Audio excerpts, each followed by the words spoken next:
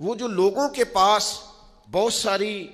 دنیاوی معاملات ہیں وہ بظاہر ان کے پاس موجود نہیں ہیں، ان کو بہت سارے لوگ کہتے ہیں یار یہ کبھی مجھے یہ والا ہنر آتا ہوتا، یا جس طرح اس شخص کے پاس سرمایہ ہے میرے پاس ہوتا تو میں 10 کے 20 اور 20 کے 40 منٹوں میں کر کے دکھاتا۔ یاد رکھنا کئی دفعہ انسان پر ایسا وقت آتا ہے کہ اس کے لیے ایک رکاوٹ بھی رستے میں باقی نہیں رہتی،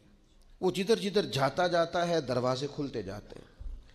جن رستوں پر وہ سفر کرتا ہے وہ رستے اس کے لیے آسان ہوتے جاتے ہیں، بڑی لمبی چوڑی